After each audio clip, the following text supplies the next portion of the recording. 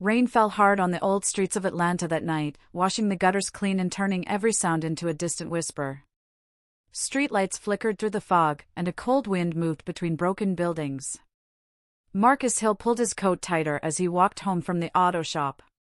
His hands were rough and cracked from years of work, his boots soaked through with water, but his mind was calm. He was used to long nights, used to walking alone.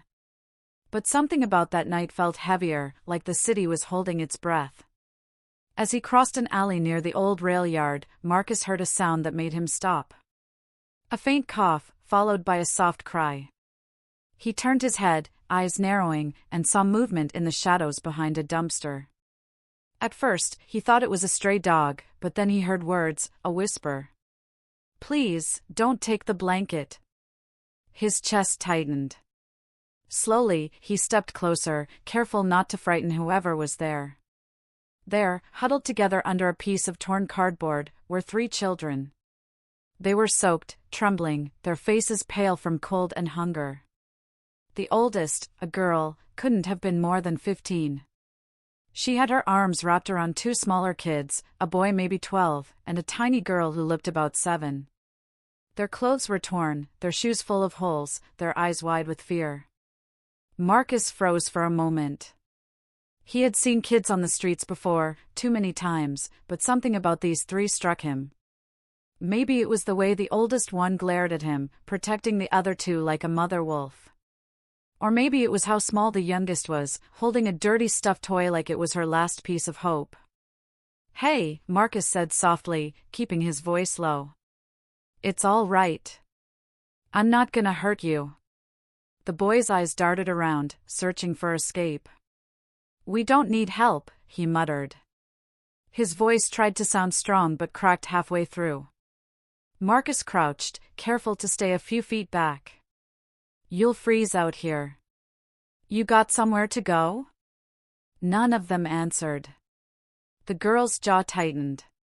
"We're fine," she said, but her voice shook. Marcus sighed and looked at the rain falling harder now, the kind that cut through your clothes and bit into your bones. He pulled off his jacket and held it out. "Take it," he said. "You can give it back when the sun comes up." The girl stared at him like she was trying to see the trick in his words. When he didn't move, she slowly reached out and took it. The small girl wrapped herself inside it instantly, closing her eyes. "What's your name?" Marcus asked quietly. The boy spoke up first. "Jaden." The girl added, "I'm Maya." Then she looked down at the little one. "And this is Lily." "Marcus," he said simply. "You 3 eaten anything today?" They didn't answer, but the look in their eyes told him everything. Marcus stood, rubbing his face. He didn't have much waiting for him at home, just a can of soup and some old bread, but he couldn't walk away. Not tonight. Not from them. "Come on," he said finally. "You can dry off at my place. It's not far." Maya shook her head instantly. "No. We don't know you." Marcus nodded. "Fair. But if you stay out here, you won't last the night." He took a few steps back, giving them space. "You decide. I'll wait at the corner till the light turns red." He walked away, his heart pounding. He didn't look back, but every second felt longer than the last. Just as he reached the corner, he heard small footsteps behind him. Lily's small voice broke through the rain. "Mister, wait." He turned. The 3 of them stood there, shivering but ready to follow. He smiled quietly. "All right then. Let's get you warm." They walked through the empty streets, the rain easing as they went. Marcus led them to a small apartment above a repair shop. The place was old but clean. The heater groaned to life, and soon the room filled with warmth. Marcus gave them towels and old clothes he found in a box. Lily fell asleep on the couch within minutes, holding his jacket like it was a blanket made of gold. Maya sat near her, still watching him carefully. Jaden sat across from Marcus at the kitchen table, silent but curious. You really live here alone? Jaden asked after a while. Yeah, Marcus said. Been that way a long time. He looked at the boy. You got folks? Jaden's eyes dropped. Not anymore. Silence filled the room. Marcus didn't ask more. He just nodded, then got up and opened a can of soup. He poured it into 3 bowls and set them on the table. The kids hesitated before eating, but the moment they tasted the food, they couldn't stop. Watching them, Marcus felt something shift inside him, a warmth he hadn't known in years. When the meal was done, Maya finally spoke. Why did you help us? Marcus looked at her, his voice quiet. Because once, someone helped me when nobody else did. She didn't say anything, but her eyes softened a little. For the first time that night, she looked less like a fighter and more like the scared kid she really was. The clock ticked past midnight. Rain still whispered outside. Marcus leaned back, watching them fall asleep one by one. Lily curled up on the couch, Jaden resting against the wall, Maya sitting upright beside them, still half awake, guarding her little family. He turned off the light and sat quietly in the dark, listening to their breathing.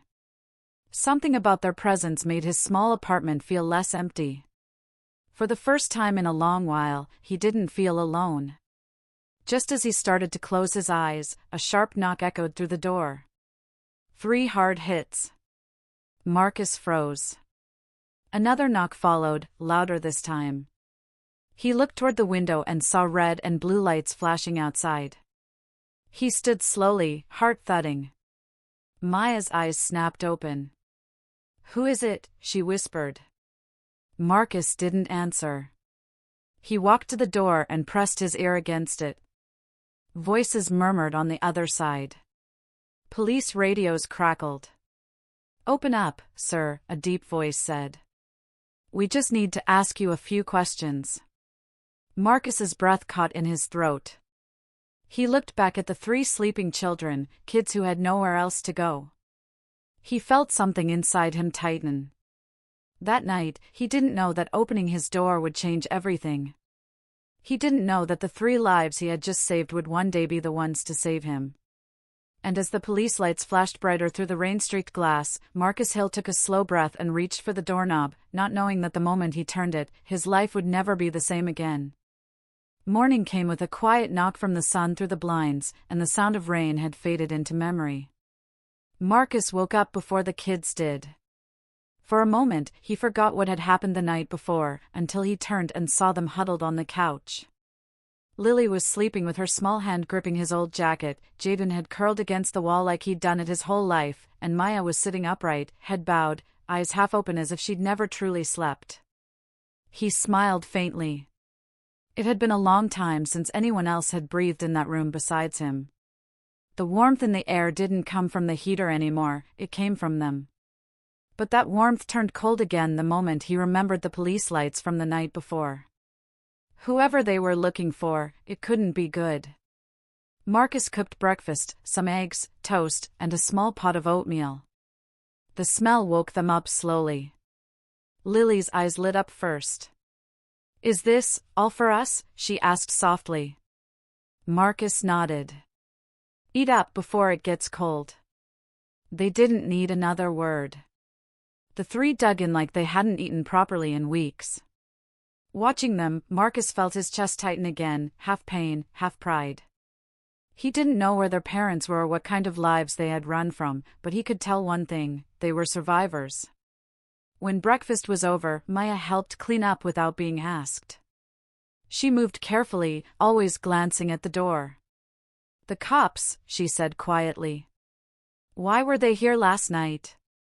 Marcus shook his head. I don't know. Maybe they were checking the area. There's been trouble around here. Maya didn't seem convinced. They usually don't come unless something happened. He looked at her, seeing a wisdom far beyond her years. You've dealt with police before? Her silence was enough of an answer. That day passed quietly. Marcus went out for work, telling the kids to stay inside and keep the curtains closed.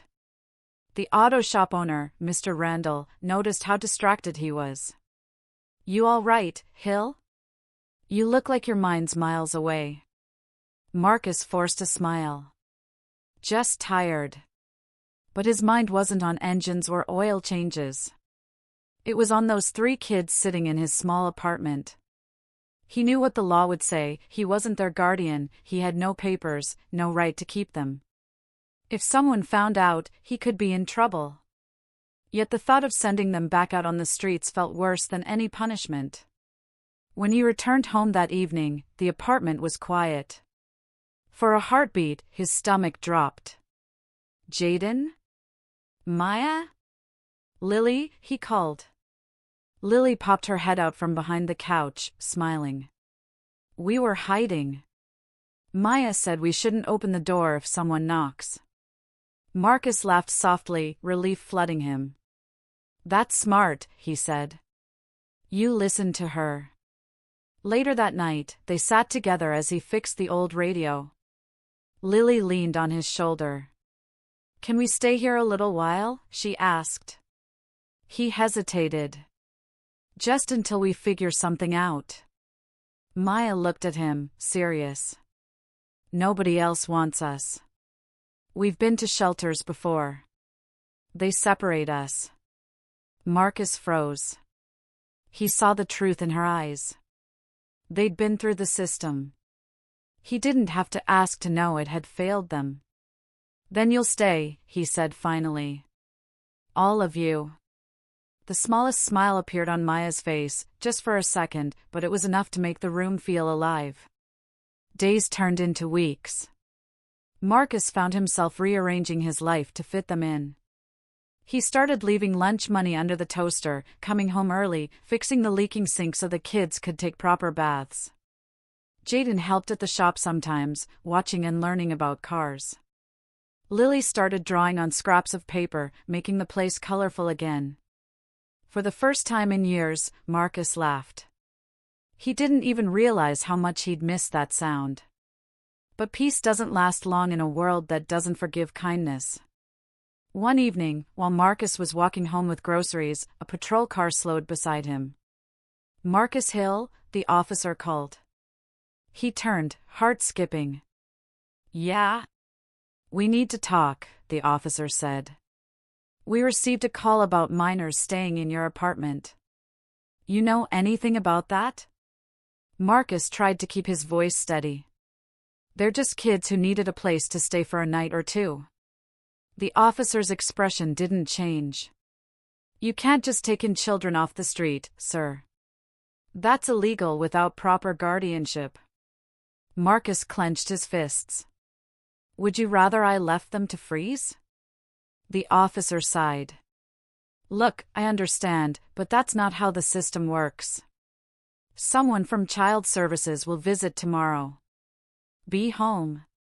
When the police car drove off, Marcus stood there in the street, the groceries slipping from his hands.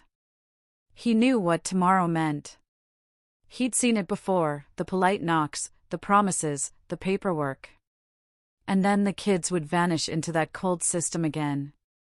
That night, Marcus couldn't sleep. He watched them all rest peacefully in the glow of the lamp. Lily was dreaming softly, her hand still holding his old jacket. Jaden had fallen asleep reading a book Marcus found for him. Maya was awake, pretending not to be. "You heard," Marcus said quietly. She nodded. "They're going to take us again, aren't they?" He swallowed hard. "Not if I can help it." The next morning came too soon.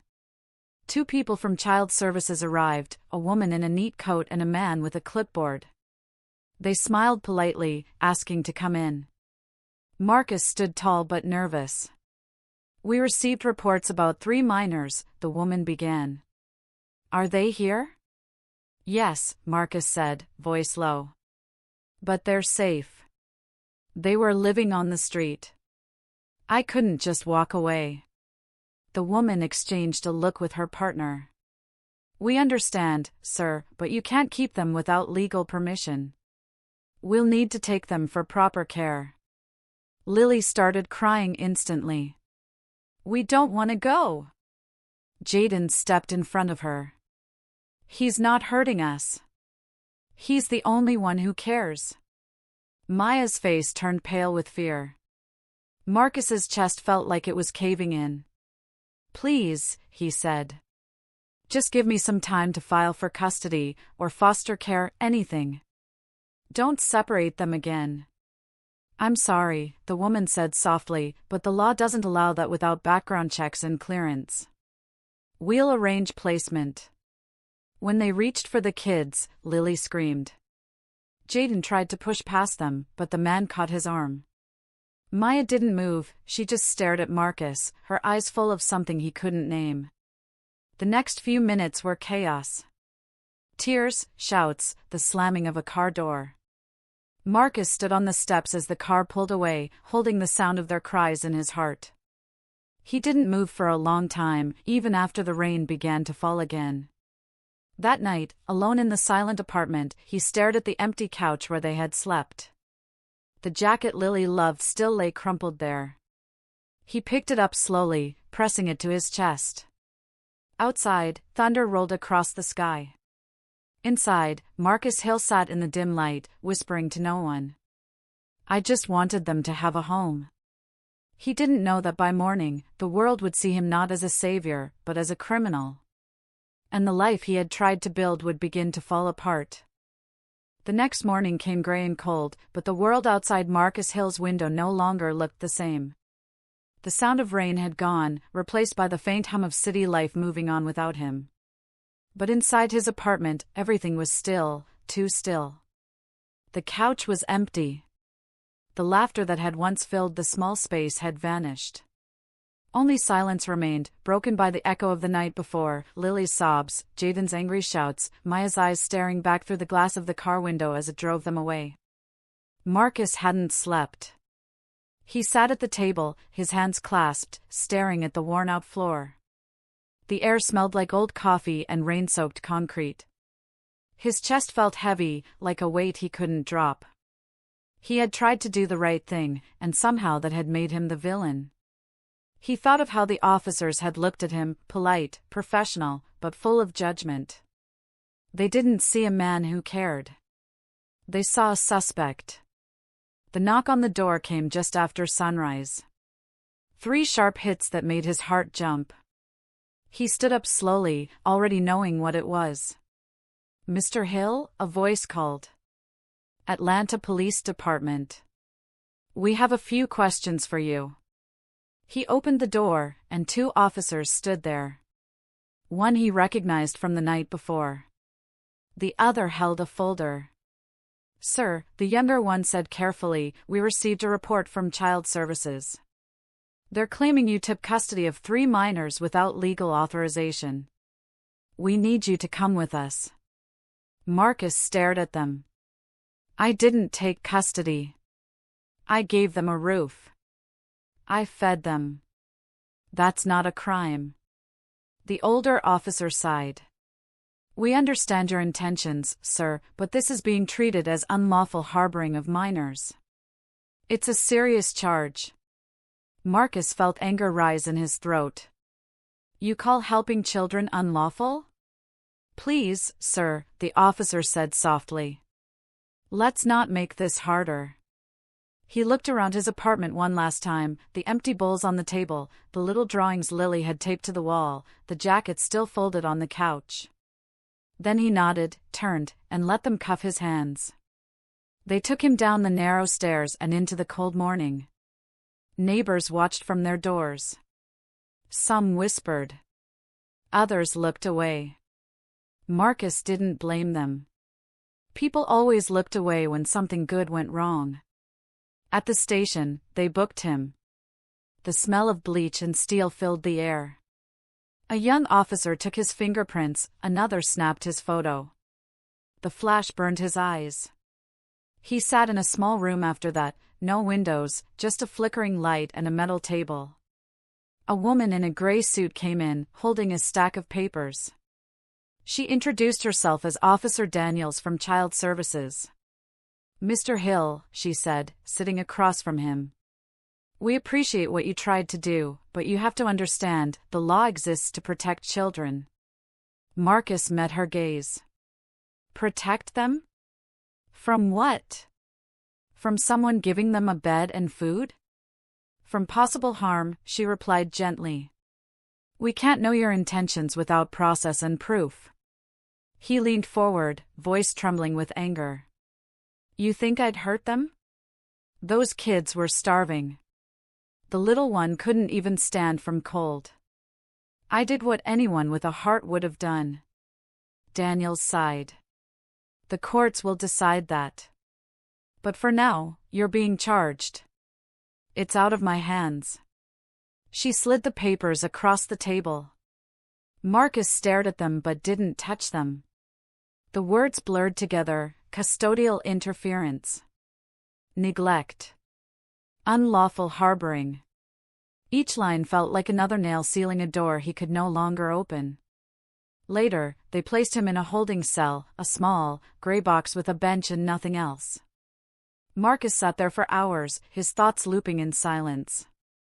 He thought about Jaden's serious face, how he tried to act brave but couldn't hide his fear. He thought about Maya's steady eyes, full of unspoken gratitude. And Lily, small, fragile Lily, who had smiled even when her hands shook from hunger. They had trusted him. And he had failed to protect them. By evening, a public defender came in, a tired man in his 40s named Clark Benson. He dropped a file on the bench beside Marcus. "You're Marcus Hill?" "Yeah. I've been assigned to your case," Benson said. "You're in deep, Mr. Hill. They've got statements from Child Services, and the parents of those kids, well, one of them, filed a missing persons report years ago. This thing's complicated." Marcus frowned. Those kids didn't have parents. Not ones who cared, anyway. Benson sighed. "Maybe so, but legally, it doesn't matter. The system's the system. You kept them hidden. That looks bad in court." "I didn't hide them," Marcus said firmly. "I protected them." Benson rubbed his eyes. "You'll get a chance to say that to a judge. But I'll be honest with you, people don't like gray areas. They see a man taking in kids who aren't his, and they think the worst." Marcus stared at the cold metal bars. Let them think what they want. The days that followed moved slowly. Marcus was transferred from the city jail to a holding facility awaiting trial. He wrote letters to Child Services, asking about the kids, but none were answered. The world outside seemed to forget him faster than he could imagine. Weeks turned into months. He finally got his court date. The courtroom smelled like wood polish and nerves. Marcus sat in his plain brown clothes, hands cuffed, eyes scanning the room for one familiar face. There was none. Not Jaden. Not Maya. Not Lily. Only strangers who'd already made up their minds. The prosecutor painted him as a reckless man, a loner who thought he was above the law, who might have endangered children without proper care. They called him unstable. When it was his turn to speak, Marcus stood and looked at the judge. "Your Honor," he said quietly, "I didn't break the law. I broke the silence. Those kids were freezing, hungry, and forgotten. I gave them shelter. I gave them hope. If that's wrong, then maybe the law needs fixing." The courtroom stayed silent. Even the judge looked uncertain for a moment. But laws aren't written for hearts, they're written for order. And order has no mercy. After hours of debate, the verdict came back. Guilty. Marcus's knees almost gave out as the judge's voice echoed through the hall. Marcus Hill is hereby sentenced to 10 years in state prison. He didn't cry. He didn't argue. He just nodded, because deep down, he knew this was how the world worked. The good man always paid for trying to fix what others ignored. As they led him away in handcuffs, Marcus glanced back one last time. Through the blur of faces, he thought he saw a small drawing tucked inside the evidence bag, a crayon sketch of 4 figures holding hands. Lily's drawing. He walked out quietly, the chain clinking around his wrists, the sound fading into the distance. The world had turned its back on him. But somewhere, in another part of the city, 3 children were growing up, their memories buried deep, their futures waiting to collide with the man who once saved them. And though Marcus didn't know it yet, the story of his punishment was only the beginning of something much greater. 25 years passed like wine through rusted gates, slow in sound, fast in silence. Marcus Hill's name was forgotten by most, buried under old case files and yellowed newspaper clippings. The world outside moved forward, but inside those thick prison walls, time had a strange way of standing still. The seasons changed beyond the bars, the city he once knew replaced by a new skyline of glass and steel. But Marcus remained, older now, quieter, with silver threading through his beard and hands calloused from years of folding laundry for men who came and went. His days were simple. He woke before dawn, worked in the prison laundry room, and read old books that other inmates left behind. He didn't talk much, except when someone asked him for advice.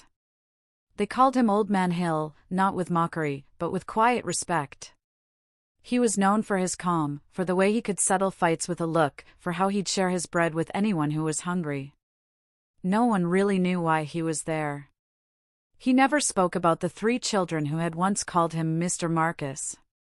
Every night, after the final lights out, Marcus would sit by the small window in his cell. It was nothing more than a square of glass high above his bed, but through it, he could see a slice of sky. Some nights, he imagined he could hear laughter again, Jaden's proud voice, Maya's soft humming, Lily's quiet giggle as she colored by the window. He clung to those sounds the way other men clung to freedom. He had stopped hoping for release years ago. His sentence had grown after an appeal went wrong. More accusations had been added, paperwork errors, claims he resisted arrest. The world outside didn't care for an old man who had once broken the law for the right reasons. Then, one morning, while Marcus was sorting uniforms, a guard walked in with a sealed envelope. "Hill," he said, dropping it on the table, "you got mail." "Looks official." Marcus frowned. It had been years since he'd received anything but bills from the prison commissary. He wiped his hands on his uniform and carefully opened the envelope. Inside was a letter with the state seal, stamped court notice, case reopened. He stared at it, barely breathing. It said his conviction was under review for potential retrial. He didn't understand why. He had stopped asking for appeals long ago. There was no one out there to fight for him. That night, he lay awake, the letter on his chest. The moonlight slid through the window, and for the first time in years, Marcus felt a flicker of something he hadn't dared to feel, hope. But it was small, fragile, like a candle flame in the wind. Weeks passed before he heard anything more. Then one afternoon, his name was called over the intercom. "Hill, attorney visit." Marcus blinked. Attorney? He didn't have one anymore.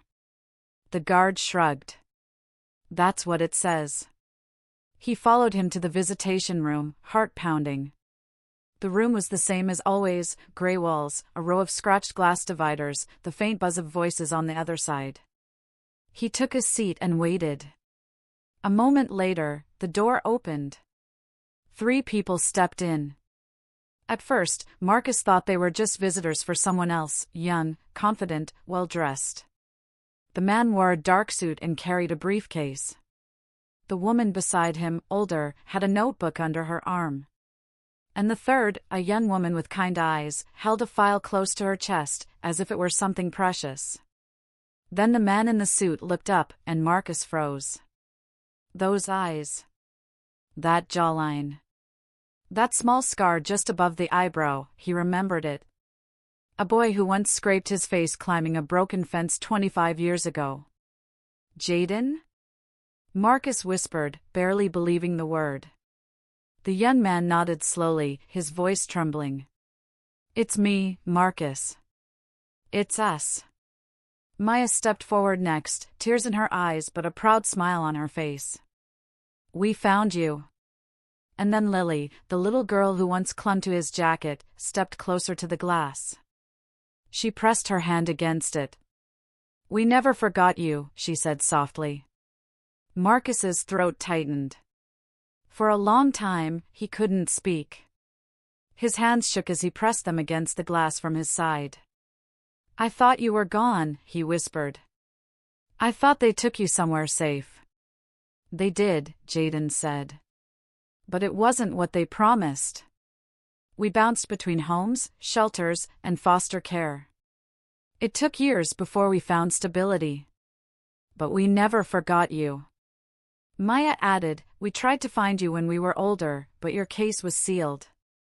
The system buried it. Until now." Lily looked at him, tears glistening in her eyes. "We read everything. What they said about you.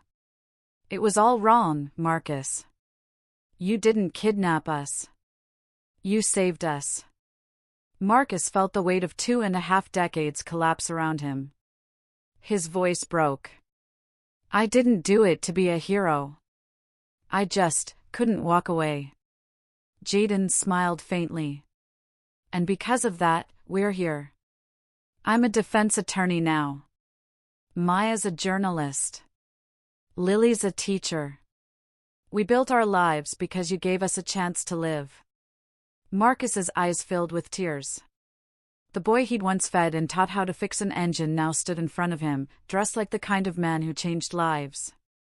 The little girl who once couldn't sleep without holding his jacket now stood tall, calm, and strong. Jaden reached into his briefcase and pulled out a thick folder. "We're reopening your case. We have new evidence, new witnesses." Maya's article went viral last month. It caught the attention of some lawyers who specialize in wrongful convictions. Marcus blinked, stunned. "You did that?" "We all did," Maya said, her voice firm. "You gave us a home. Now it's time we give you yours back."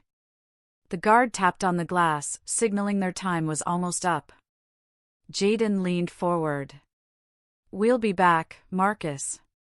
We're not stopping until you're free."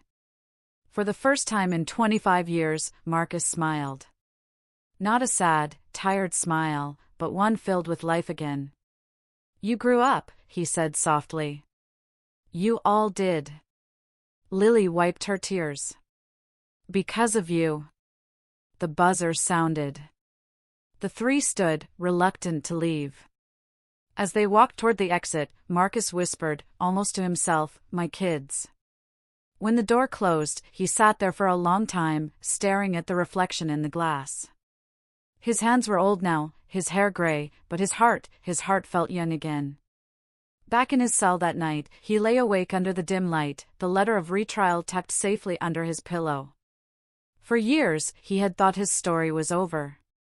He had accepted the silence, the cold, the punishment. But now, something had changed. For the first time in decades, Marcus Hill wasn't waiting to die forgotten behind bars.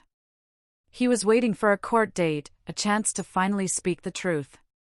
And far beyond those prison walls, 3 grown-up kids, once lost and hungry, were preparing to walk back into that courtroom. This time, they wouldn't be the ones who needed saving.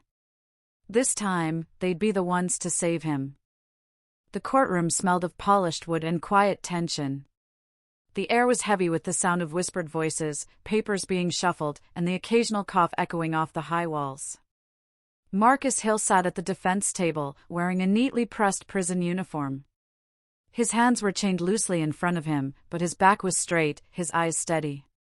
25 years behind bars had carved deep lines into his face, but there was a quiet strength there, the kind that came from surviving what should have broken him. Across the room, Jaden adjusted his tie nervously. He'd stood in court many times before, but this case was different. This wasn't just another client.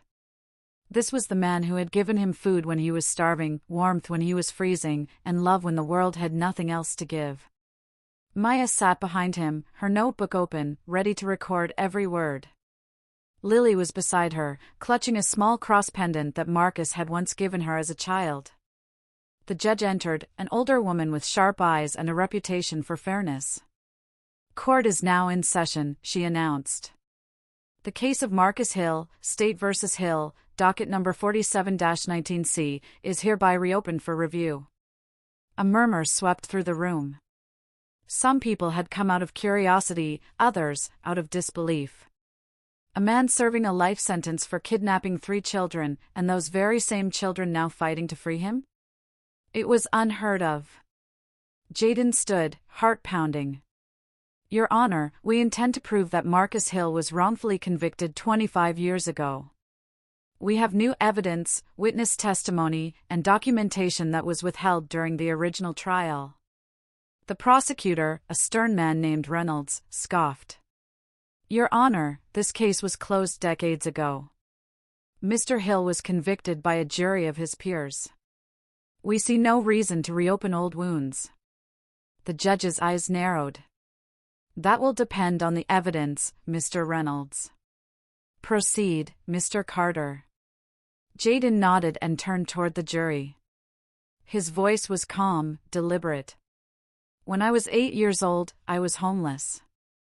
I lived under a bridge with my 2 sisters, Maya and Lily. We had no parents, no food, and no hope. Then a man found us, Marcus Hill. He didn't ask for anything. He just helped. He gave us shelter. He fed us. He made sure we were safe." A quiet gasp rippled through the courtroom. Jaden continued, his eyes fixed on the jurors. "But when the police found us, they didn't see a kind man helping 3 lost children. They saw a black man with 3 white kids. They didn't ask questions. They just made arrests. And before we could even understand what happened, Marcus was gone, taken away in handcuffs." Maya stood next. "We tried to tell them," she said softly. "We were too young, too scared. No one listened. They told us we were confused. They said Marcus was dangerous. But he wasn't. He was the only safe thing in our lives." Reynolds rose quickly. "Objection, Your Honor. Emotional statements without factual basis." "Overruled," the judge said firmly. "Proceed." Jaden handed a folder to the clerk. "Exhibit A, the original police report. You'll notice something missing: no signed statement from the children. No interviews. Just an officer's assumption." The judge flipped through the pages, frowning. Jaden continued, "Exhibit B, new testimony from Officer Daniels, now retired, who admits the department was under pressure to close a series of child abduction cases quickly. Marcus Hill was convenient. Wrong time, wrong place, wrong color." A low murmur swept across the benches. Maya could see Marcus lower his head slightly, the pain of memory flickering across his face. Lily reached out, her voice trembling. "We found old photos, Your Honor. Of us, living with Marcus. We were happy. You can see it. That's not a kidnapper. That's family." The judge studied the photographs projected on the screen: Marcus cooking in a tiny kitchen, Lily laughing with food smeared on her cheeks, Maya drawing on the floor, Jaden fixing a toy car beside him. The images were simple, ordinary, and yet, they spoke volumes. Reynolds cleared his throat. "Your Honor, none of this changes the fact that Mr. Hill took children without legal custody. Regardless of his intentions, that remains a violation of the law." Jaden met his gaze. "Intentions are everything, sir. He didn't hide us. He didn't demand ransom. He didn't harm us. He saved us. The law punished him for being kind." There was silence. Even Reynolds hesitated, as if realizing his words carried less weight now. The judge leaned back in her chair. "Mr. Carter, do you have further evidence?" Jaden nodded. "Yes, Your Honor. Exhibit C, a signed letter from the children's biological mother, dated 3 months before her death. In it, she explains how she asked Marcus Hill to take care of us because she was dying and had no one else. That letter was never entered into evidence. It was withheld. The courtroom erupted. Reporters whispered to one another, cameras clicked, and the sound of the gavel echoed sharply. "Order," the judge called out. "Order in the court." Marcus sat frozen, his eyes wide. He had never seen that letter. Jaden's voice trembled as he continued. She trusted him with her kids. He kept that promise. And for that, he lost everything. For a long moment, the judge said nothing. Then she turned toward Marcus. "Mr. Hill, do you wish to make a statement?" Marcus stood slowly. His chains clinked softly as he rose. The room fell silent. "I never thought I'd stand here again," he began quietly. "Back then, I didn't fight hard enough because I thought no one would believe me. I was just a mechanic who tried to do something right. I saw 3 hungry kids and couldn't walk away. I didn't save them for thanks or glory. I did it because it was right." He paused, his voice steady.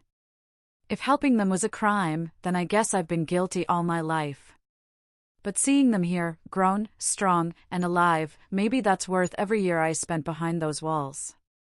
Maya wiped a tear. Lily couldn't stop crying. Even some of the jurors blinked hard, trying to keep their emotions hidden. The judge finally spoke. "This court will recess until tomorrow. I will review the submitted evidence and testimony." She looked down at Marcus. "You may be seated, Mr. Hill." As the gavel struck, the courtroom buzzed again. Reporters rushed out to call their editors. Jaden hugged Maya and Lily tightly, his voice low but fierce. "We're not done yet. Tomorrow, everything changes." Marcus sat back down, feeling his heart pound in his chest. For years, hope had been a dangerous thing, something he avoided. But now, as he looked at those 3 faces across the room, he let it in. For the first time in 25 years, Marcus Hill dared to believe that maybe, just maybe, the truth would finally be heard. Morning sunlight spilled through the courthouse windows like a quiet promise. It had rained the night before, and the air was heavy with the smell of wet pavement and tension. Crowds gathered outside, reporters, former neighbors, even strangers who had read Maya's article and come to witness history. Signs were held up in the crowd, "Justice for Marcus Hill, truth never dies, he saved those kids." Inside, Marcus sat at the defense table again, this time without the same weight in his shoulders. He had spent the night in a holding cell, but it had felt different. Lighter. For the first time in decades, he had slept knowing someone out there was fighting for him, not against him. Jaden walked in with a briefcase and calm determination. Maya and Lily followed, both looking anxious but strong. When Marcus saw them, he smiled, small, quiet, but real. "Ready?" Jaden asked, sitting down beside him. Marcus nodded. "I've been ready for 25 years. The judge entered, gavel striking once. Court is now in session. Her gaze scanned the room before landing on Jaden. "Mr. Carter, you may proceed with your final evidence." Jaden rose, his voice steady but charged with emotion. "Your Honor, before we move to closing arguments, we'd like to introduce one last witness, someone who can confirm Marcus Hill's innocence and explain what really happened that night." The judge arched an eyebrow. "Proceed." The door at the back of the courtroom opened. An elderly man in uniform stepped in, his hair gray, his walk slow but firm. The room went silent as he took the stand. Jaden spoke softly. "Please state your name for the record." "Officer Henry Daniels," the man replied, his voice raspy. "Retired." Jaden nodded. "Mr. Daniels, you were part of the original investigation in the case of Marcus Hill, correct?"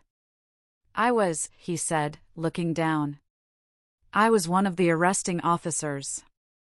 A wave of murmurs rippled through the courtroom. Maya and Lily exchanged stunned glances. "Tell us what happened that night," Jaden pressed gently. Daniel sighed deeply. "We got a call, report of a man seen with 3 children who didn't appear to be his. The area was bad back then, drugs, kidnappings, a lot of panic. The city was under pressure to make quick arrests. When we found Hill, he didn't resist. He kept saying, 'They're safe now. They're safe.' But our captain told us to book him immediately." Jaden leaned forward. "Did you interview the children?" Daniels hesitated. "No. Orders were to get them into protective custody. The department didn't want delays." The judge frowned. "Why not?" "Because," Daniels said bitterly, "our captain didn't trust what the kids would say. He thought a black man with 3 white kids didn't look right. That was the mindset back then." The courtroom went utterly still. Jaden's voice dropped lower. "So, Marcus Hill was convicted not because of evidence, but because of an assumption?" Daniels nodded slowly. "Yes, sir. I carried that guilt for years. I tried to speak up once, but the department buried my report. When I read about the case reopening, I knew I had to come forward." He looked across the courtroom, meeting Marcus's eyes. "I'm sorry, son.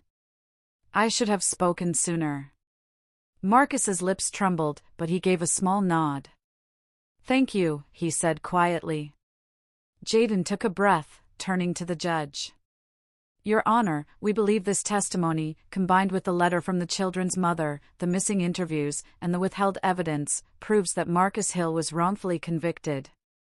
Reynolds, the prosecutor, stood slowly. His face was pale, his voice tight. "Your Honor, while we can't deny procedural errors occurred, we must consider that." The judge cut him off. "Mr. Reynolds, this court is not blind. The original conviction was built on bias and failure to follow due process. The law does not serve justice when truth is ignored." The room erupted in whispers again. Maya gripped Lily's hand tightly, both of them holding back tears. Jaden glanced toward Marcus, whispering, "This might be it." After a moment of silence, the judge folded her hands. "We will take a short recess before I deliver my verdict." The gavel struck once. Outside the courtroom, the tension was unbearable. Marcus sat in the hallway on a wooden bench, the weight of decades pressing on him. Maya leaned against the wall, trying not to cry. Lily knelt in front of him, taking his hands. "You okay?" she whispered. Marcus smiled faintly. "Better than I've been in years." Jaden stood by the window, staring out at the sea of people waiting below. Cameras flashed, reporters shouted questions, and strangers held signs with Marcus's name on them. He had become a symbol, not just of injustice, but of quiet endurance.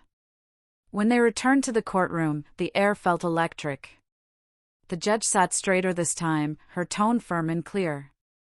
After reviewing all submitted evidence, testimonies, and original case files, she began, "This court finds that the conviction of Marcus Hill was the result of systemic bias, withheld evidence, and failure to uphold due process. Therefore..." She paused, looking directly at Marcus. "The conviction is vacated. Marcus Hill, you are hereby exonerated of all charges." The sound that followed was unlike anything the courtroom had ever heard. Gasps, cheers, sobs, a storm of emotion that broke through years of silence. Maya covered her mouth and began to cry. Lily threw her arms around Marcus, who was too stunned to move at first. Jaden stood frozen, tears glinting in his eyes as reporters flooded the aisle. The guard stepped forward and unfastened Marcus's chains. The metal clattered to the floor, and for a moment, the world stopped. Marcus lifted his hands, staring at the marks on his wrists, marks that had been there for half his life, and whispered, "It's over." Jaden placed a hand on his shoulder. "No," he said softly. "It's just beginning." Marcus turned, his eyes shining. You did it. You all did. But Maya shook her head, smiling through tears. No, Marcus. You did. You saved us first. The cameras flashed, the judge's gavel struck again, and the courtroom filled with applause. Marcus Hill walked out of that courthouse a free man, not with anger, not with bitterness, but with quiet gratitude. As he stepped into the sunlight, the crowd erupted. Reporters shouted his name, microphones thrust toward him, but Marcus only looked up at the sky, the same sky he used to see through that small prison window. For the first time in 25 years, he felt the warmth of the sun not through glass, but on his skin. Jaden, Maya, and Lily stood beside him, smiling through tears. Marcus whispered, "You kept your promise." And Jaden answered softly, "Just like you did." That day, the world saw more than a courtroom victory. They saw something far stronger, the power of kindness that refused to die, even when buried under decades of injustice. And as the cameras flashed and the world watched, Marcus Hill took his first steps into freedom, with the 3 children he once saved, now saving him in return. The city outside felt almost unreal.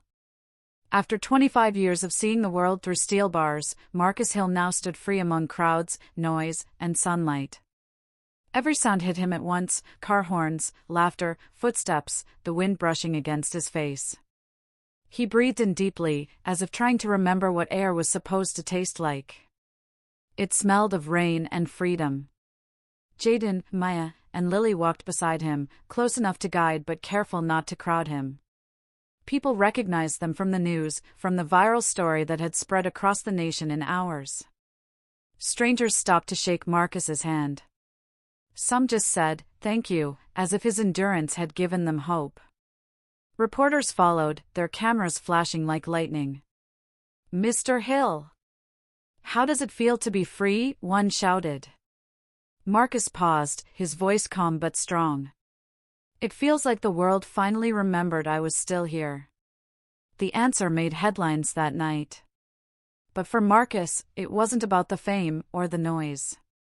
It was about the small things: walking without chains, tasting food that wasn't from a metal tray, feeling wind that didn't come through a narrow window. Jaden led him to a car waiting at the curb. "We've got a place ready for you," he said. "A place?" Marcus asked, smiling faintly. "Like a home?" Maya nodded. "Exactly that. We figured after everything, you deserve one." The ride was quiet, filled with small, careful laughter. Marcus watched the city roll past, glass towers where old brick buildings once stood, streets renamed, faces younger, faster, louder. It was the same world, but different. They drove to the edge of town, down a narrow road lined with trees that had grown thick over the years. The car stopped in front of a small house with white paint and a porch that creaked under the wind. Lily smiled as Marcus stepped out. "It's yours." He blinked, stunned. "Mine?" Jaden nodded. "We bought it together. It's not much, but it's where you can start over." Marcus turned slowly, looking at the little garden, the old rocking chair on the porch, the sound of birds in the distance. It was quiet, beautifully quiet. For a long moment, he couldn't speak. His throat tightened, and his eyes filled with tears. "I don't deserve this," he said softly. "Yes, you do," Maya replied. "You gave us everything when you had nothing. Now it's our turn." They walked inside. The house was simple: wooden floors, soft light, pictures already hung on the walls. But when Marcus saw the photos, he froze. They were old photographs, the same ones from his days with the kids. Jaden as a boy, trying to fix a broken toy car. Maya drawing by the window. Little Lily asleep with her head on his arm. Marcus reached out and touched the frame, his hand trembling. "You kept these?" Lily smiled through tears. "Always. They reminded us of who we were, and who you made us believe we could be." That night, they all had dinner together at the small wooden table. Marcus hadn't eaten a home-cooked meal in decades. Every bite felt like a memory returning, the laughter, the noise, the sense of family he'd lost so long ago. Jaden raised a glass of lemonade. "To second chances," he said. Marcus lifted his own, smiling. "And to never giving up." They clinked glasses, and for a while, there was no past, just the sound of four people laughing together, like time had folded back on itself. But outside that little house, the story wasn't over. Reporters kept knocking, TV channels kept calling, and social media exploded with debates about justice, race, and the failures of the old system. Maya's article turned into a full documentary, and Jaden's law firm received hundreds of letters from other families with similar stories. Marcus never sought the spotlight. He refused interviews, saying only, "I've said enough. Let the truth speak now." Instead, he spent his mornings on the porch, coffee in hand, watching the sunrise. He helped Lily at the community center, where she taught kids who reminded him of himself, forgotten, angry, scared. Marcus would sit with them, fixing bikes, sharing stories, teaching them how to believe in better days. He became something of a quiet legend. People called him the man who turned pain into purpose. One evening, Jaden stopped by after work, loosened his tie, and sat beside Marcus on the porch. "They're talking about naming a reform bill after you," he said. "To help prevent wrongful convictions." Marcus chuckled softly. "A law with my name on it? I used to fix car engines, not laws." Jaden smiled. "Maybe so. But you fixed lives." Marcus looked out at the fading sunset. "If it helps even one person not go through what I did, then maybe it's worth it." There was a long silence, comfortable and deep. Then Maya and Lily came outside with cups of tea, laughing about something that didn't matter but felt beautiful anyway. The air was calm, filled with warmth that Marcus had once believed he'd never feel again.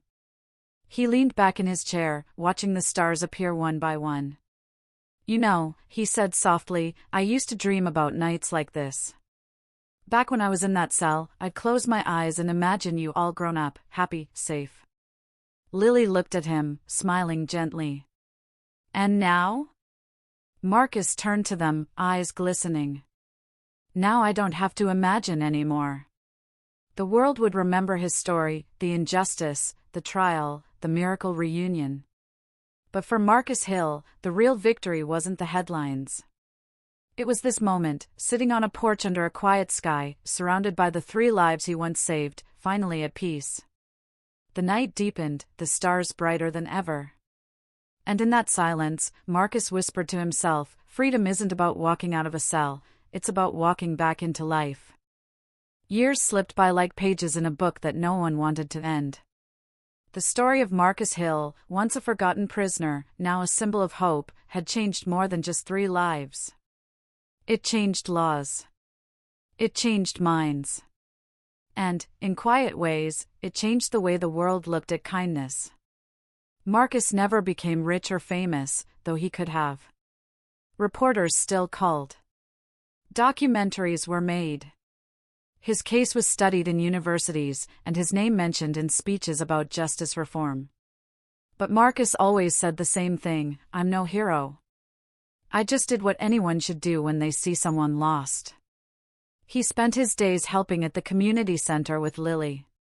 Together, they built a program for kids who had no homes, the same way he once found her, Maya, and Jaden. They called it Hill's Haven, a place for second chances. Every morning, Marcus would unlock the doors before sunrise, coffee in hand, greeting the sleepy kids who shuffled in for breakfast. Some were quiet, some angry, some scared, but he saw through them all. He saw himself, and he saw hope. Jaden's law firm grew fast after the trial. He became known as the lawyer who never gave up, taking on wrongful conviction cases across the country. And every time he stood in court, every time he said the words, "Your Honor, this man deserves another chance," he remembered the day Marcus said the same thing without ever speaking, just by showing love when no one else would.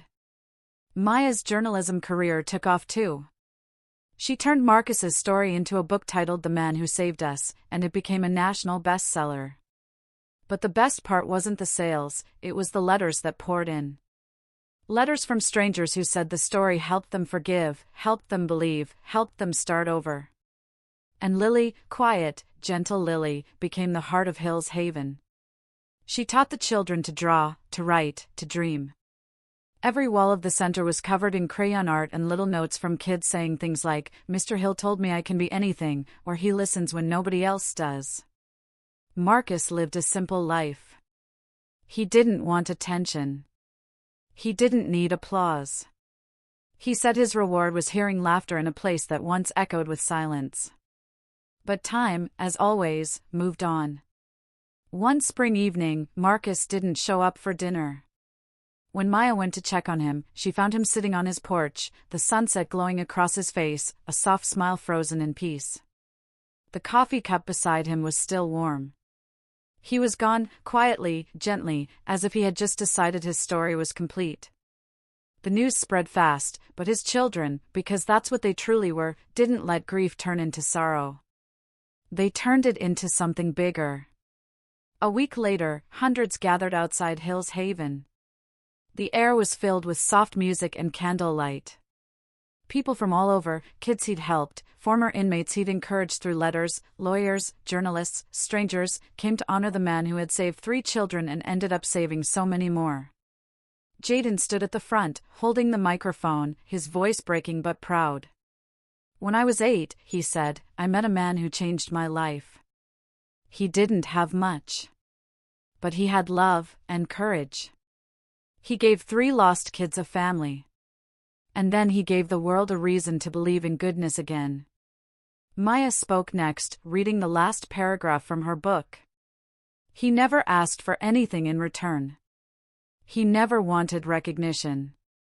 He just wanted people to see that kindness is not weakness. It's strength, the kind that can outlive injustice, fear, and even death." Lily placed a photo of Marcus on the steps of the center, the same one from their early years, all 4 of them smiling in that tiny kitchen.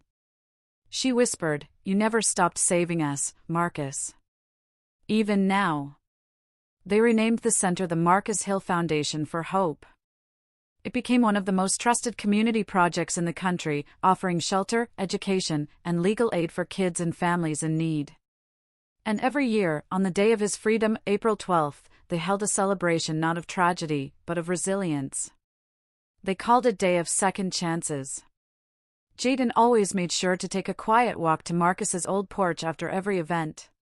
He'd sit in the same rocking chair, look at the same horizon, and talk to him like he was still there. "I won another case today," he'd say softly. "A man who didn't deserve prison. He's free now. You'd be proud, Marcus." The wind would whisper through the trees, and Jaden always swore it felt like an answer. Years later, the story of Marcus Hill was taught in schools, not just as a legal case, but as a story about faith, kindness, and the power of doing what's right even when it costs you everything. A plaque hung outside Hill's Haven with his favorite quote, the one he used to tell every child who walked through those doors. "The world may forget your name, but it will never forget what your heart did." Every evening, as the sun dipped low and the sky turned gold, the children inside Hill's Haven would run and play, laughing under the mural that showed Marcus with 3 kids, Jaden, Maya, and Lily, holding hands, looking toward the horizon. The laughter always echoed through the air, the same way it once echoed in a small, broken apartment decades ago. And in that sound, in that unending joy, Marcus Hill's spirit lived on. He was no longer the man the world once judged. He was the man who proved that one act of kindness could outlive a lifetime of pain, and that love, once given freely, never truly dies.